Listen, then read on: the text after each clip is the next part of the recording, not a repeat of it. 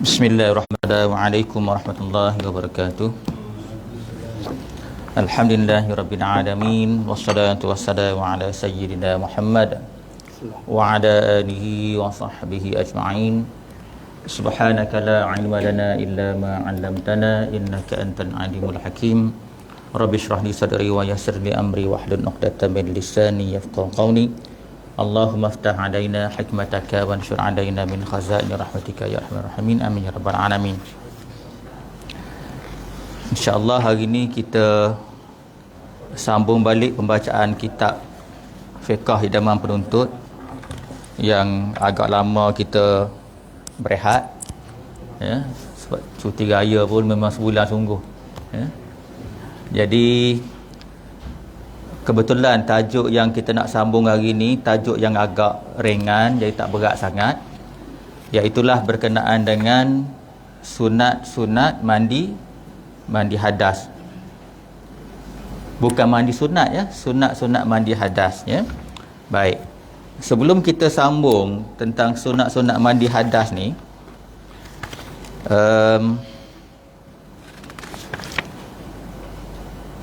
saya rasa kita kena ulang sikit berkenaan dengan fardu mandi dan juga cara-cara yang Rasulullah sallallahu alaihi wasallam buat. Dia ada dua. Satu, dalam perbincangan rukun tu dia agak mudah. 1, 2, 3 rukun dia umpamanya, kan. Kemudian bila kita lihat hadis-hadis berkenaan dengan tata cara mandi hadas ni banyak sebenarnya, tuan-tuan. Banyak sangat. Jadi kalau tuan-tuan baca satu, banding, silap-silap boleh jadi confuse sikit.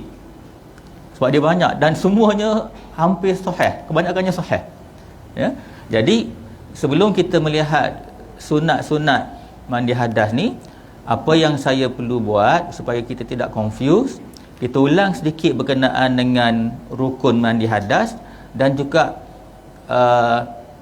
satu daripada hadis yang masyhur dipegang oleh alim ulama dalam menjelaskan tentang cara-cara Nabi, bagaimana Nabi buat mandi hadas. Yang tu kita ambil ringkas saja, lepas tu terus kita masuk kepada sunat-sunat mandi hadas. Baik. Kalau tuan-tuan masih ada simpan nota yang lama-lama tu, yang sebelum ni ada satu nota berkenaan dengan fardu mandi hadas, ya. Mudah saja fardu ataupun rukun mandi hadas, ya, ada 3 saja. Ada 3 saja, kita ulang sikit. Yang pertamanya niat, ya. Niat tu mudah saja. Kalau dalam bahasa Arabnya, nawaitul raf'al hadatsil akbar, saja aku mengangkat hadas besar lillahi ta'ala, kerana Allah Ta'ala. Kita niat tu sewaktu air jatuh ke badan. Cara dia ialah sewaktu air nak jatuh ke badan tu, kalau jatuh ke kepala dulu, ke badan dulu ke, tak kira lah. Sewaktu air nak jatuh tu, masa tu kita niat. Okey. Dalam perbincangan niat ni, secara umumnya asal air jatuh kepala ke badannya. Tetapi nanti bila kita lihat sunat-sunat dia tu, adalah yang perlu didulukan di segi sunat.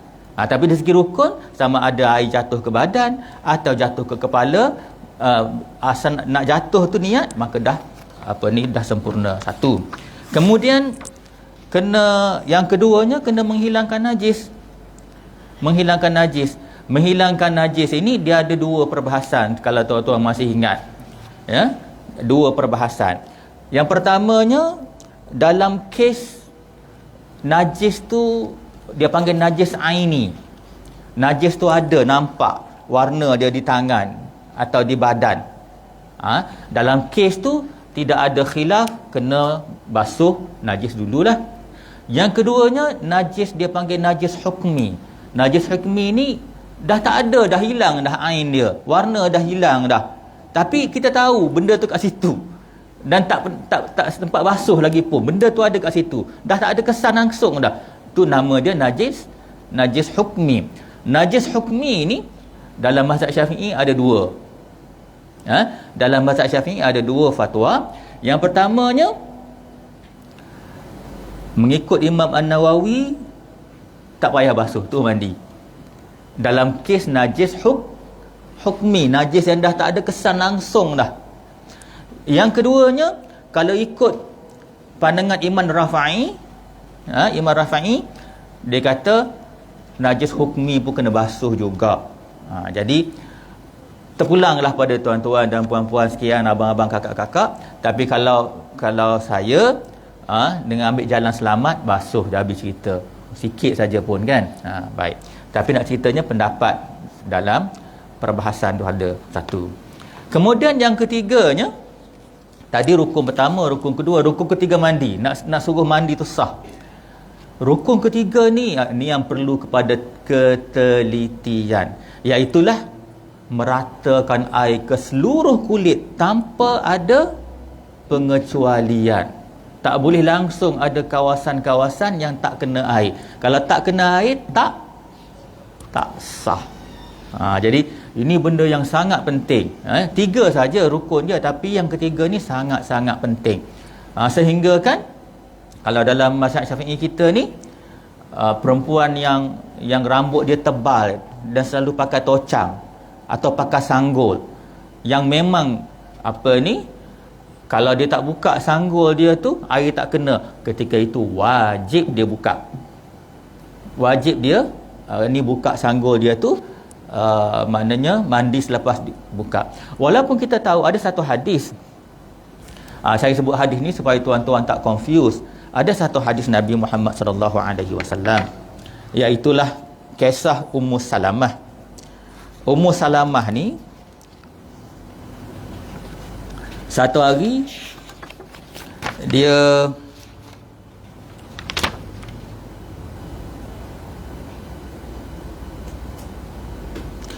tanya Rasulullah sallallahu alaihi wasallam.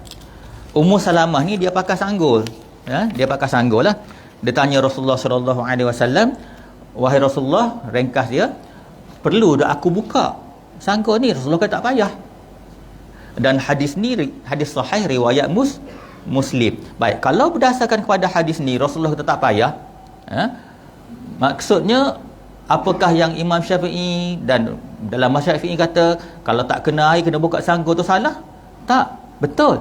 Sebab ada huraian dia. Huraian dia, kalau melihat huraian kepada Imam An-Nawawi, kebetulan hadis ni hadis riwayat Muslim. Imam Nawawi ni dia ada membuat kitab syarah dalam syarah Sahih Muslim. Dia kata yang Nabi kata tak payah buka sanggul tu sebab tanpa buka sanggul pun air kena di kulit kepala. Maka tak payah buka. Tapi kalau tak kena buka. Jadi saya sebut ni supaya tuan-tuan tak confuse, takut berhujah pula, "Ustaz, hadis ni kata tak payah buka Ustaz. Saya nak pegang hadis sahih." Betul. Jadi tuan-tuan kena ingat, kita sebagai orang biasa ni, kita memerlukan huraian ulama-ulama mujtahid, baru kita boleh faham dengan betul. Satu. Kemudian saya nak sebut sikit tentang sifat-sifat mandi wajib Nabi SAW. Baik, seperti yang saya kata, hadis banyak tuan-tuan. Hadis banyak sangat, dan kebanyakan hadis tu sahih pula. Banyak sangat. Cumanya saya sebut hadis yang satu ini kerana kebanyakan ulama, majoriti ulama berpegang kepada hadis ini, susun atau dalam hadis ini sebagai panduan secara umum, dengan tidak menafikan ada hadis-hadis yang lain. Saya dah ada bagi dalam nota sebelum ini. Hadis yang saya maksudkan ialah hadis yang diriwayatkan oleh Imam At-Tirmidzi. Hadis Imam Tirmidzi, dan kata Imam Tirmidzi hadis ini hasan sahih. Baik, sebelum saya baca kandungan hadis ini, kata Imam Tirmidzi, dia kata, dan hadis inilah yang dipilih oleh para ahli ilmu, para ahli fiqh dalam hal mandi junub, bahawa seseorang hendaknya berwuduk sebagaimana wuduk solat dan seterusnya. Jadi yang saya sebut tu nota daripada Imam Tirmidzi sendiri. Dia kata inilah hadis yang dipilih, dengan tidak menafikan banyak hadis-hadis yang lain. Baik, dalam hadis ni apa yang Nabi kata?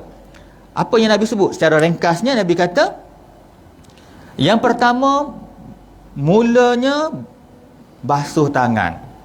Basuh tangan bersih-bersih sebelum tangan tu dicelupkan dalam bekas atau seumpamanya. Satu.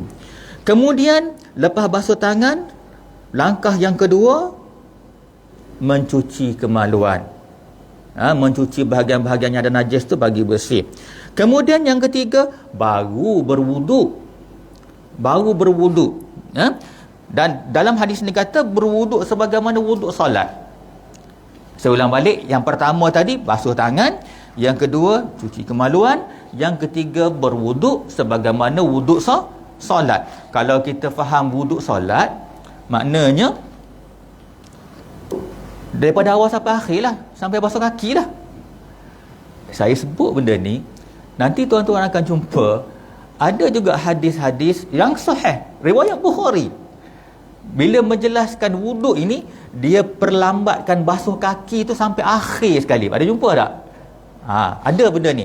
Tak apalah, saya sebut saja dulu supaya tuan-tuan tak confuse ya. Baik. Jadi yang ketiganya wuduk. Lepas berwuduk, mengalirkan air dengan menyela-nyela rambut. Mengalirkan air menyela-nyela rambut. Lepas itu disiram ke atas kepalanya 3 kali. Kemudian diikuti dengan badan dan seterusnya. Jadi itulah tata cara yang Nabi tunjuk berdasar kepada hadis riwayat Imam Tirmizi daripada Aisyah radhiyallahu anha. Jadi tuan-tuan boleh rujuk balik kepada nota yang lepas. Baik, sekarang kita masuk kepada sunat mandi hadas. Seperti mana yang saya sebut, perbahasan hari ni ringan saja, tak berat. Jadi kita dengar santai-santai je lah ya. Baik. Sunat-sunatnya banyak. Ya, setengah daripadanya, sekejap ya. Saya ulang balik. Sunat-sunatnya banyak. Setengah daripadanya menghadap kiblat, membaca bismillahirrahmanirrahim ketika hendak berniat dengan niat zikir, kemudian membasuh 2 tapak tangan, seterusnya menggosok dengan tangan di mana tempat yang sampai pada seluruh anggota berturut-turut, kemudian mulai basuh dari sebelah kanan, kemudian membasuh 3 kali dan lain-lain. Baik, kalau kita lihat dalam kitab Idaman Penuntut ni, dia sebut ada 6. Tapi seperti yang saya sebut dan pengarang kitab ni sebut, sebenarnya banyak. Sunat terbanyak. Tuan-tuan boleh tengok kitab-kitab lain sekali pun tak salah. Cumanya pilih kitab yang betul.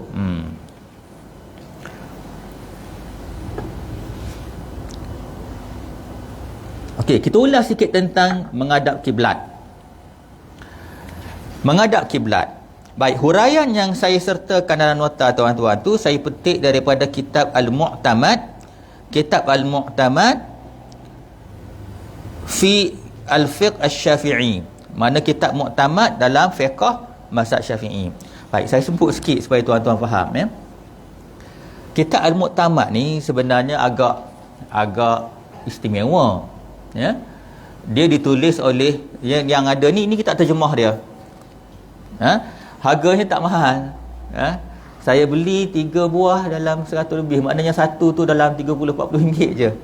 Saya beli straight dekat Jakim. Pergi kat sana. Dapat diskaun lagi tu yang murah tu kot. Baik. Kitab ni dikarang oleh Profesor Dr. Muhammad Az-Zuhaili. Adik kepada Dr. Wahbah.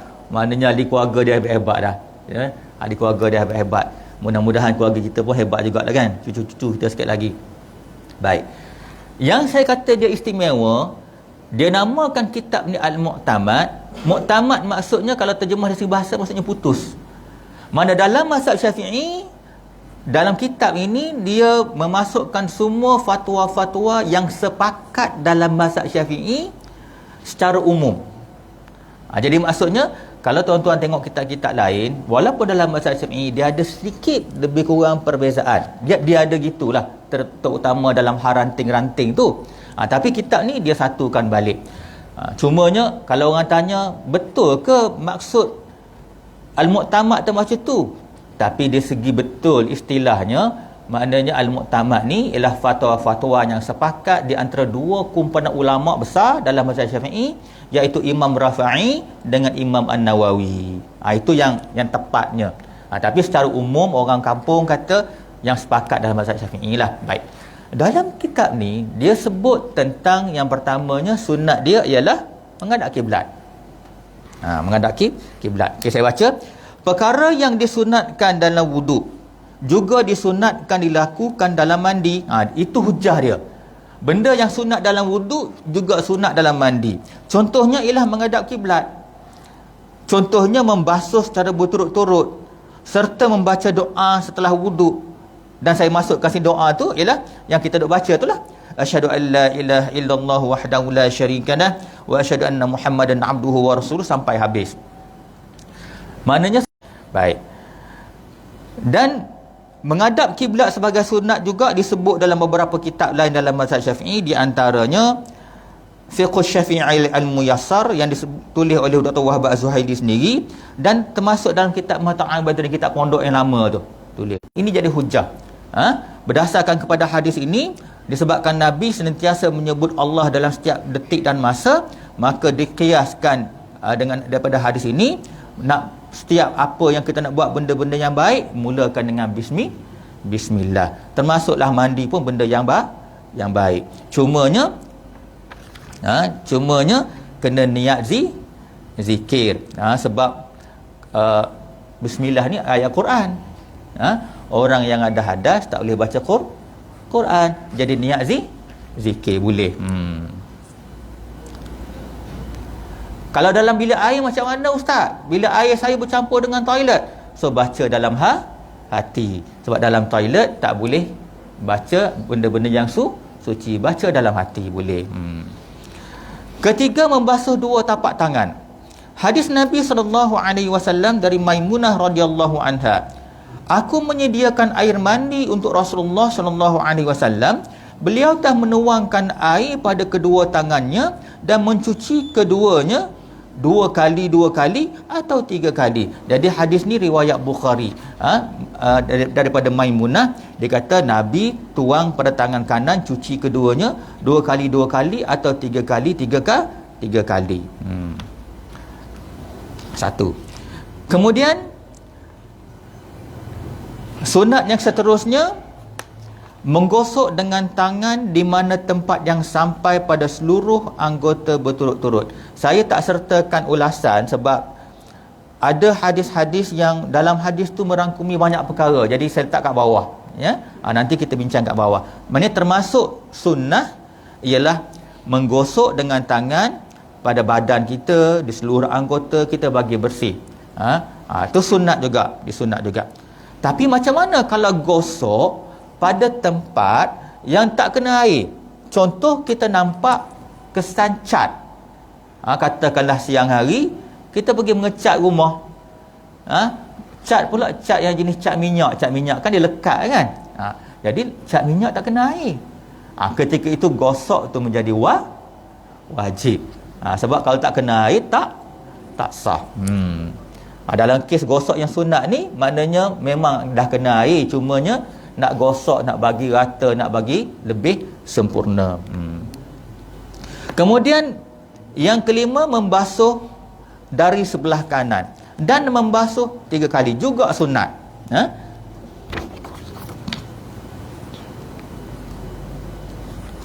Memanglah dalam benda-benda lain pun, benda yang elok semua daripada kanan, termasuklah mandi.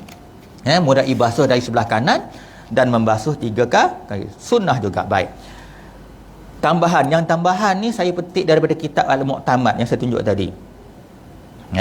Di masa yang sama, perbahasan hadis-hadis pun saya petik daripada kitab Al-Mu'tamad. Baik, kita baca tambahan. Selain daripada yang dijelaskan, maksudnya ada 5 perkara, 5-6 perkara yang dijelaskan dalam fiqh idaman penuntut tadi. Yang ni saya petik daripada kitab Mu'tamad. Dalam Al-Mu'tamad terdapat beberapa sunat-sunat lain yang dijelaskan oleh hadis-hadis berikutnya, iaitu yang pertama dia sebut membasuh kotoran dengan tangan kiri. Bila melibatkan kotoran, dia pindahkan ke tangan kiri. Kemudian berwuduk. Sebab dalam fiqh idaman penuntut ni dia tak sebut pembahasan wuduk. Wuduk pun sunat juga. Kemudian membasuh kepala.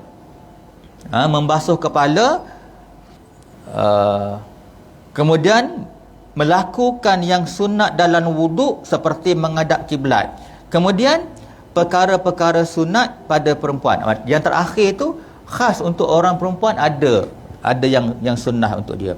Baik, cuba kita lihat hadis yang berikutnya. Hadis riwayat Bukhari daripada Maimunah radhiyallahu anha. Kata Maimunah radhiyallahu anha, saat Nabi SAW sedang mandi junub, beliau mencuci kedua tangannya. Yang ni kita dah bahas tadi lah. Dia cuci dua tangan. Lalu dengan tangan kanannya, beliau menuangkan air pada tangan kiri. Lepas basuh tu, tangan kanan tuang pada tangan kiri. Lalu mencuci kemaluannya. Jadi hadis ni cerita cuci kemaluan dengan tangan kiri. Dan apa yang terkena, maknanya mani lah atau apa-apa kotoran, beliau kemudian menggosok tangannya ke dinding atau tanah. Dia gosok pula, maknanya lepas cuci yang ada najis. Pada zaman hari tu dia guna tanah. Kalau kita guna sabun, mana gantilah. Pada hari tu dia gosok ke dinding masa tu daripada tanah liat. Tanah lah maksudnya. Maknanya lepas tu dia bersihkan tangan dia. Lepas tu bersih semua ni, barulah berwuduk. Kemudian berwuduk sebagaimana wuduk untuk solat, kecuali dua kakinya. Ni yang saya sebut tadi. Kalau ikut hadis pertama, dia wuduk yang sempurna tu bagi siap dulu. Tapi dalam hadis ni pula, dia delay, dia pelambat basuh kaki tu. Kecuali dua kaki. Kemudian beliau menjiruskan air ke seluruh badan dia. Maknanya kaki tu dia pelambat. Lepas ambil wuduk, baru dia menjirus air ke seluruh badan dia. Kemudian menyudahi dengan mencuci kedua kakinya. Hadis riwayat Bukhari. Baik, sekarang itu yang saya kata tuan-tuan kena pegang dulu. Yang pertama kita bincang bab rukun, kedua kita bincang bab tata cara mandi berdasar pada hadis yang ulama pegang, kemudian kita mula bahas bab sunat. Jadi kalau pegang dua tu tak larilah, kan? Baik, cuba kita lihat huraian Al-Mu'tamad tentang hadis tadi. Al-Mu'tamad menjelaskan disunat membasuh kedua-dua tangan hingga pergelangan sebanyak 3 kali. Poin dia 3 kali sinilah, mana menjelaskan yang disebut oleh fiqh idaman penuntut, basuh 3 kali. Kemudian berwuduk seperti mana wuduk solat sehingga basuh kaki. Boleh mendahulukan kesemua wuduk atau sebahagiannya, atau melewatkannya daripada mandi, atau berwuduk di tengah-tengah mandi. Kesemua itu menghasilkan sunnah. Akan tetapi yang lebih afdal ialah mendahulukan wuduk. Jika seseorang melewatkan basuhan kaki sehingga selesai mandi, maka itu juga sah menurut satu pendapat berdasar pada hadis tadilah, ya. Kedua-dua cara ini sabit daripada perbuatan Rasulullah sallallahu alaihi wasallam. Maksudnya tuan-tuan, dalam masalah mandi ni banyak flexibility. Maknanya dia boleh beberapa cara mengikut kesesuaian yang kita rasa sesuai.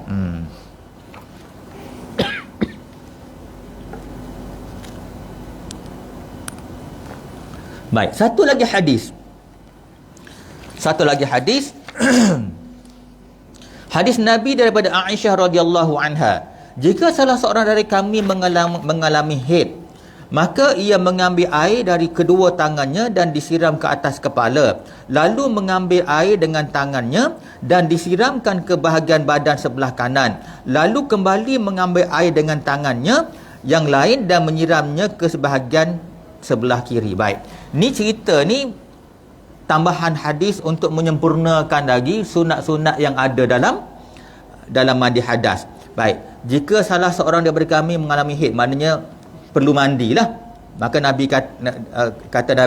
kata Aisyah, Nabi ambil air dengan kedua tangannya, disiram ke atas kepala, kemudian dengan tangannya, lalu mengambil air dengan tangannya dan disiram ke bahagian badan sebelah kanan. Maknanya start kepala dulu, barulah disiram badan dengan memulai sebelah kanan, lalu kembali mengambil air dengan tangan yang lain dan menyiram ke bahagian kiri. Maknanya kalau berdasar pada hadis ni sebagai tambahan untuk menyempurnakan sunnah-sunnah dalam mandi, kepala siram bahagian kanan, kemudian bahagian bagi kiri. Baik, Baik, saya ambil sikit huraian daripada kitab Al-Mu'tamad. Al-Mu'tamad menjelaskan membasuh kepala 3 kali, iaitu dengan mengenuangkan air ke atas kepala dan melurut-lurut rambut di kepala dan janggut. Caranya dengan memasukkan 10 jari ke akar rambut dengan memastikan air sampai kepadanya. Ni sunnah. Tapi kalau misalkan tak sampai, dia jadi wajib. Baik, yang seterusnya sunat tambahan untuk perempuan. Yang ni pun saya petik daripada kitab Al-Mu'tamad. Yang ni berdasarkan pada hadis Nabi Muhammad sallallahu alaihi wasallam yang diriwayatkan oleh Bukhari, Muslim dan Nasa'i dari Aisyah radhiyallahu anha. Seorang wanita bertanya kepada Nabi sallallahu alaihi wasallam tentang cara mandi dari haid. Beliau lalu memerintahkan wanita itu bagaimana cara mandi. Maknanya seperti mana yang sebelum-sebelum ni lah, tapi dalam ni dia tak cerita detail. Baginda bersabda, ambillah sepotong kapas yang diberi wangian, lalu bersucilah. Ni dia cerita pasal ambil kapas yang ada wangian, lalu menggunakan kapas berkenaan. Wanita itu bertanya, bagaimana aku bersuci? Maknanya wanita ni tak berapa faham. Tanya sekali lagi. Bagaimana aku bersuci? Baginda menjawab, bersucilah dengan kapas itu. Wanita itu berkata lagi, bagaimana cara aku bersuci? Beliau bersabda, bersucilah dengan menggunakan kapas itu. Sampai 3 kali. Mana ada yang tak berapa faham. Wanita itu bertanya lagi, bagaimana caranya? Maka dia berkata, subhanallah. Yang ni Aisyah. Aisyah kata, subhanallah, bersucilah kamu. Lalu dia menarik wanita ke arah dia. Lalu aku katakan, kamu bersihkan sisa darah dengan kapas tu. Maknanya Nabi sebenarnya bila bab darah ni, dia bahasa dia halus, dia tak kata direct kan. Jadi nampak gayanya perempuan tu tak faham. Aisyah tarik dia ke tepi, bagi tahu betul-betul yang dimaksudkan cuci bahagian yang kena darah. Huraian Al-Mu'tamad menjelaskan, jika wanita mandi daripada haid dan nifas, disunatkan kepadanya mengambil secibis kasturi atau haruman, kemudian disapukan kepada tempat kesan-kesan darah supaya bahagian itu wangi dan dapat menghilang bau yang tidak menyenangkan. Maknanya kalau kita sekarang ni tak ada kasturi, maknanya benda-benda wangi lah. Sabun kan banyak kan, lotion dan sebagainya. Baik.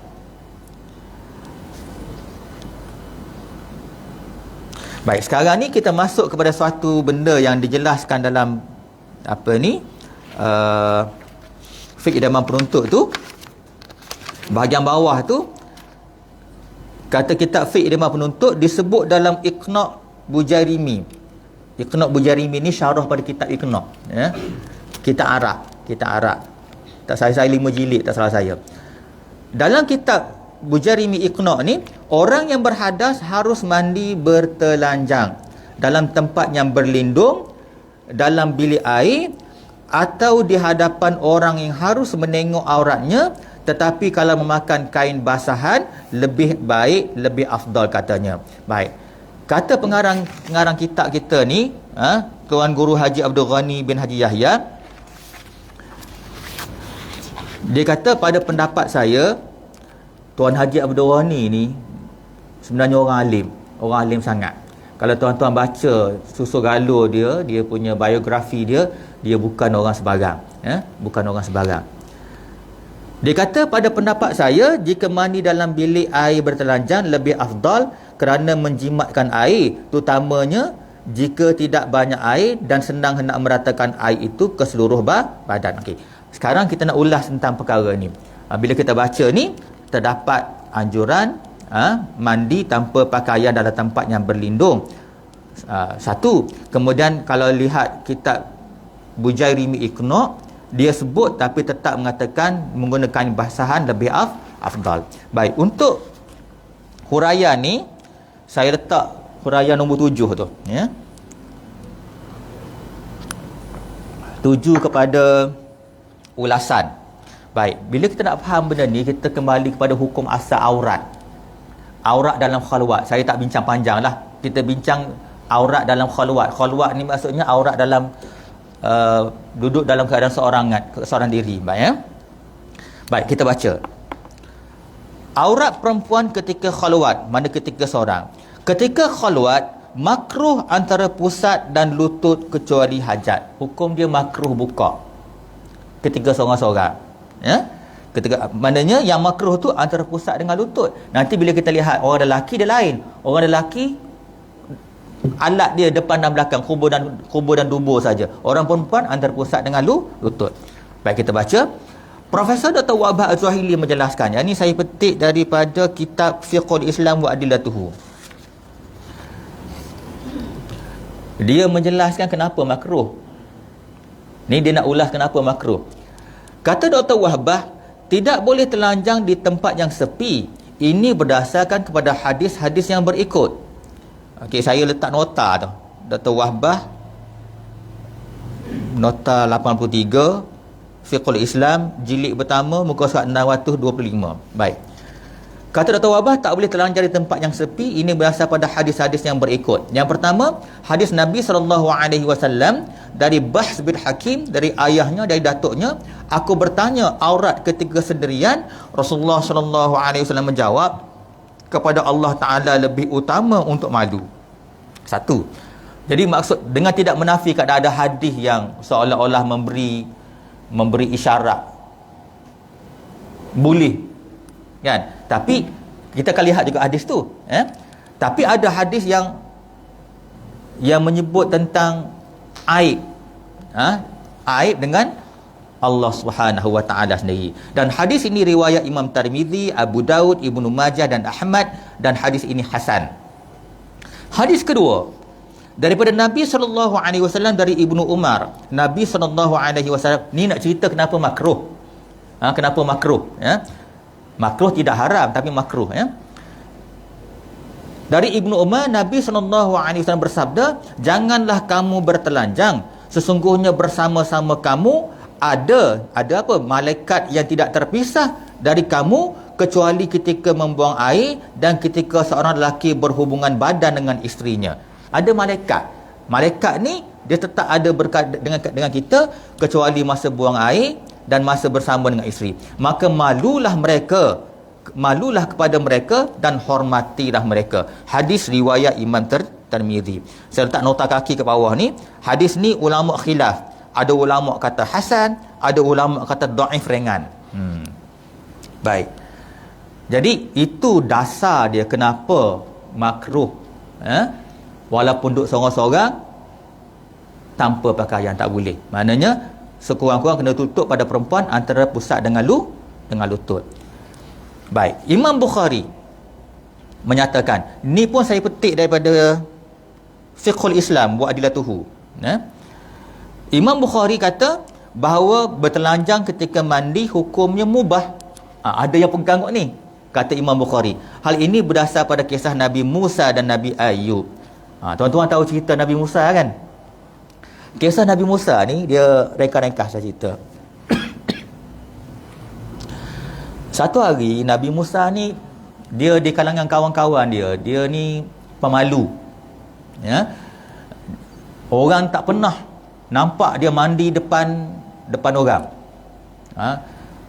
Sebab masa dulu puak Bani Israel ni sama-sama lelaki dah. Dia mandi ramai-ramai. Dia mandi ramai-ramai tak pakai baju. Geng-geng tu. Nabi Musa tak. Jadi satu hari takdir Allah Subhanahu wa taala, Nabi Musa ni pergi mandi di satu tempat, orang lain duk mengintai. Hadis ni riwayat Bukhari, hadis sahih. Duk mengintai, Nabi Musa letak baju dia tu atas satu batu. Tiba-tiba batu dia bergolek, bawa baju dia lari. Jadi dia terpaksa berkejaran untuk cari nak dapatkan baju tadi. Jadi habis pakat tengok. Jadi Imam Bukhari berdasarkan kepada hadis ini, dia kata boleh. Tapi cuba kita lihat, sebab hadis ni juga diriwayatkan oleh Imam Muslim dan Imam Nawawi pun diulas. Baik, cuba kita lihat ulasan Imam Nawawi. Kata An-Nawawi menjelaskan dalam Al-Minhaj Syarah Muslim halaman sekian-sekian, Nabi Musa mandi tanpa pakaian. Boleh mandi tanpa pakaian bila sendirian meskipun menutup aurat lebih utama. Inilah yang disampaikan oleh Asy-Syafi'i, Imam Malik dan majoriti ulama. Itu tuan-tuan faham ya? Tuan-tuan faham. Jadi maksudnya kalau kembali kepada yang kata duduk seorang-seorang makruh kecuali kerana hajat. Hajat tu banyaklah. Antara hajatnya untuk membersihkan badan tu ulama tafsir sebagai hajat juga.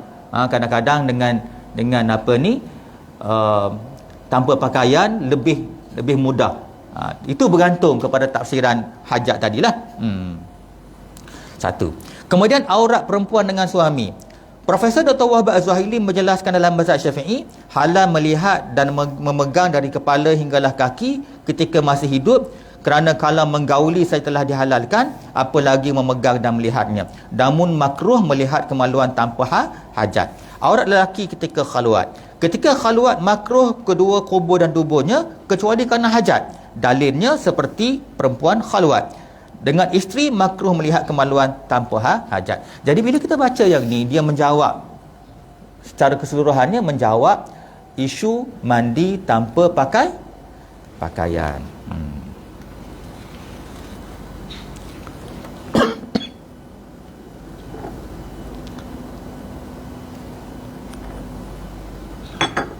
Dah masuk isyak ke?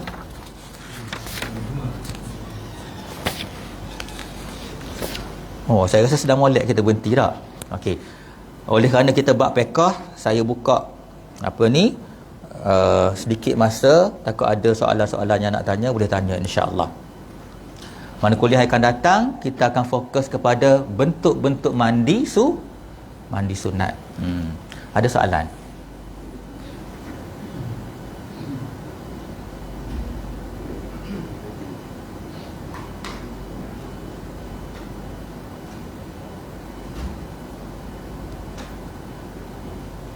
Kalau tak ada, mudah-mudahan saya rasa kita berhenti sinilah kot ya. Kalau masuk bab baru dia panjang pula kan. Jadi mudah-mudahan sikit sebanyak kita makin lebih faham berkenaan dengan tata cara mandi dan sunat-sunat yang dianjurkan. Jadi apa yang penting kita cuba praktiklah, dapat yang terbaik untuk kita persembahkan ibadah kita kepada Allah Subhanahu wa taala. Aku qauli hadza wa astaghfirullahal azim li wa lakum. Wassalamu alaikum warahmatullahi wabarakatuh.